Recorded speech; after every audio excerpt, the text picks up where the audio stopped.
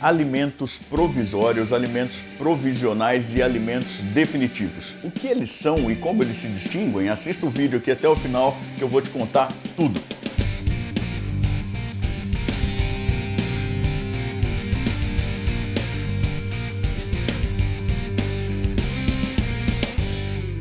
Eu sou o professor Thiago Caversan e hoje eu quero conversar com você sobre as espécies de alimentos. Porque a gente tem alimentos provisórios, a gente tem alimentos provisionais e tem alimentos definitivos. E tem gente que vai dizer que isso não faz a menor diferença e tudo mais. Eu quero te mostrar que pode fazer diferença sim. Os alimentos provisórios são aqueles fixados no início de uma demanda com fundamento na lei dos alimentos.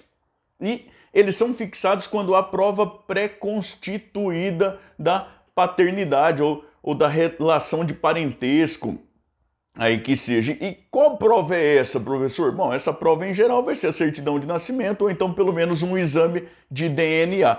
Então, havendo prova pré-constituída da relação de parentesco, o juiz fixa no início da demanda alimentos provisórios. E veja você que coisa interessante, esses alimentos provisórios têm como referência os alimentos civis, né? E aí, na medida do possível, os alimentos civis, eles não são só comida, você sabe bem disso, né? Eu quero ajudar aí a te lembrar. Os alimentos civis, eles em tese são para fazer frente a tudo aquilo que, segundo o texto constitucional, lá no artigo 7º da Constituição Federal, né?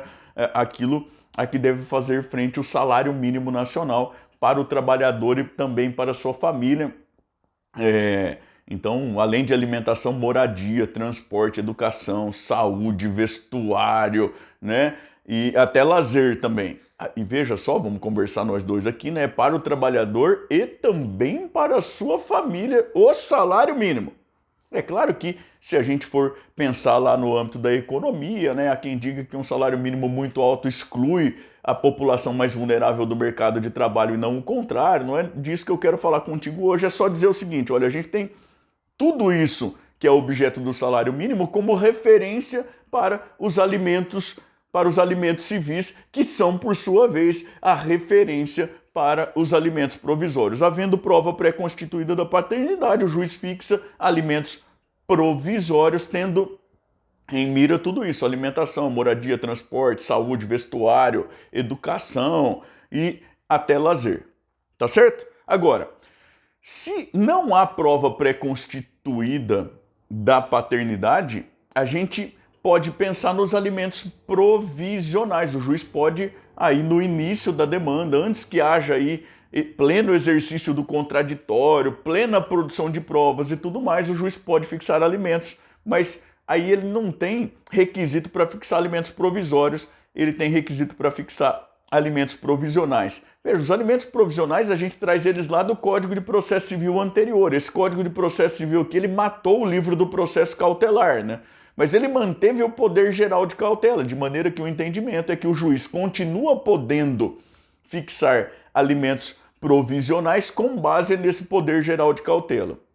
Eu vou até te dizer que em mestrados e doutorados se discute sem fim aí qual que é a natureza jurídica dos alimentos provisórios, dos alimentos provisionais, se são antecipação de tutela, se são tutela cautelar, por se confundir com a própria tutela pretendida e não atender o requisito de referibilidade. Não é esse tipo de discussão que eu quero ter com você hoje, pelo menos. A gente pode até conversar pelos comentários aqui embaixo, né? Eu queria até saber qual que é a sua opinião sobre isso, sobre a natureza jurídica, mas não é essa a mensagem do vídeo. A mensagem do vídeo aqui é: alimentos provisionais. Não tem prova pré-constituída da paternidade, a gente vai precisar olhar aí aqueles requisitos da concessão das tutelas provisórias, aquele momento em que o brasileiro médio ele fala melhor latim do que português, não é verdade? Que você pergunta em qualquer sala de aula de direito, da graduação ou da pós-graduação do Brasil inteiro, os caras vão lembrar em primeiro lugar de fumus boni iuris e periculo in more. É bem lá para frente que eles vão lembrar de probabilidade do direito, de risco de dano ou de ineficácia do provimento jurisdicional. Mas é bem isso que você vai precisar demonstrar se o seu pedido é de alimentos provisionais. né? Você tem que demonstrar a probabilidade do direito e aí um risco de ineficácia da demanda. Para te falar bem a verdade, você tem que provar que tem uma boa probabilidade aí da relação de parentesco existir e tem que provar o risco aí para a própria subsistência minimamente digna de quem está pleiteando os alimentos.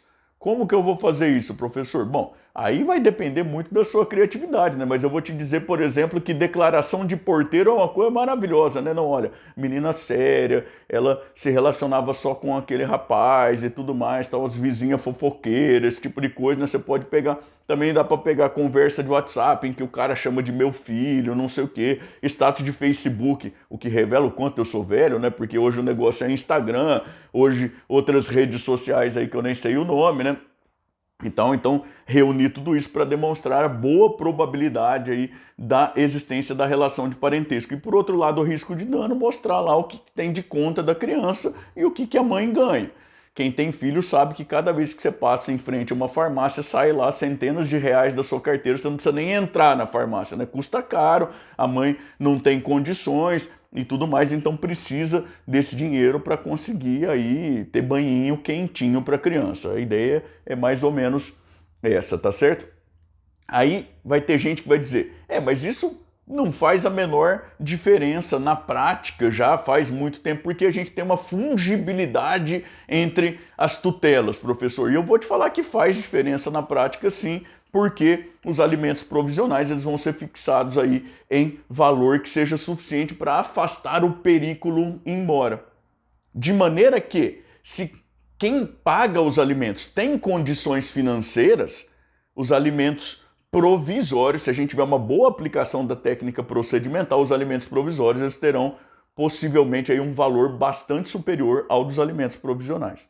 É claro que na nossa realidade social isso pode parecer um tanto quanto teórico, porque na maior parte das vezes o mínimo que precisa quem pede é muito mais do que pode pagar aquela pessoa a quem está obrigada aí a fazer frente aos alimentos, porque a gente tem uma população de gente bastante pobre, a gente tem uma crise de crédito e tudo mais.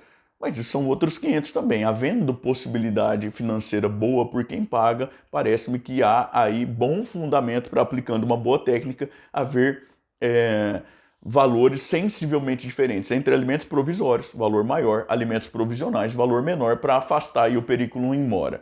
E aí, como cereja do bolo, eu vou te falar dos alimentos definitivos. Porque tem gente que vai falar, não existe alimentos definitivos. E essa é a confusão. Tem gente que pensa que o que o juiz faz na sentença é arbitrar alimentos provisórios. Não é. O juiz arbitra alimentos provisórios ou alimentos provisionais como concessão de tutela provisória. Na tutela definitiva, na sentença, após o pleno exercício do contraditório, após a plena possibilidade de produção de provas, o que o juiz fixa são alimentos definitivos. E aí você pode falar, mas os alimentos nunca são definitivos, porque eles sempre podem ser objeto de revisão. A lei dos alimentos, lá no artigo 5º, fala que a sentença de alimentos ela não faz coisa julgada. E aí eu que sou normativista, eu meio envergonhado até vou precisar te dizer um negócio, que é que a lei está errada. O texto normativo é um contrassenso técnico. A sentença de alimentos ela faz coisa julgada, né? E a gente vê isso até pela parte final do artigo 15 da Lei de Alimentos. A gente entende isso também lá no artigo 1699 do Código Civil, que vão sugerir fortemente que a possibilidade de revisão dos alimentos depende da demonstração de uma alteração das condições das partes interessadas, ou seja, de quem recebe os alimentos ou de quem está obrigado a pagar. E veja que a coisa julgada ela nunca prejudica causa de pedir posterior, porque se a gente tem causa de pedir posterior, a gente tem uma outra ação judicial. Isso não tem nada a ver com coisa julgada.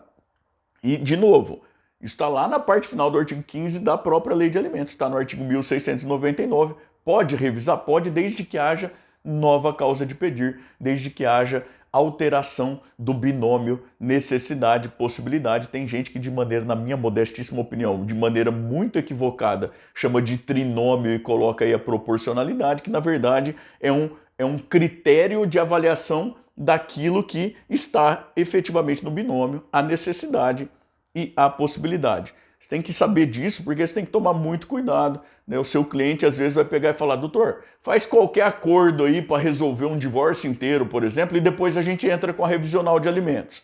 Mas você não vai conseguir sucesso aí na revisional de alimentos se você tiver um juiz minimamente técnico, a menos que você demonstre modificação posterior do binômio necessidade-possibilidade. Mas já era pesado para mim na época, já era pesado, meio que azar. Não sei se tiver um defeito do negócio jurídico que justifique uma anulação, esse tipo de coisa. É aquilo que eu costumo dizer: o mundo dos adultos é meio chato, não dá pra gente fazer as coisas depois simplesmente se arrepender e desfazer. A coisa julgada é um sinal disso, tá certo? Então, alimentos provisórios fixados como tutela provisória, quando houver prova pré-constituída da relação de parentesco. Alimentos provisionais, para quando não houver essa prova pré-constituída, mas houver elementos que evidenciem fumus boniuris e periculum in mora. Alimentos definitivos, aqueles que são fixados após a plena oportunização do contraditório, após a produção plena das provas aí, como um julgamento de mérito mesmo. Veja você, que pode ser por sentença, pode ser por julgamento antecipado parcial de mérito, aquela técnica do artigo 356, conforme o caso. Tá certo? Eu espero que você tenha gostado, eu espero que você se anime a contar para mim aqui nos comentários qual a sua opinião sobre a natureza jurídica desses alimentos aí. Eu quero te convidar a continuar navegando aqui pelo canal, especialmente a partir deste vídeo aqui, que é bem legal também. Quero te convidar e te pedir até para se inscrever aqui no canal, para clicar no sininho e te sugerir a nos acompanhar lá no Instagram, que tem muito material muito legal, tá bom? Até mais, tchau, tchau!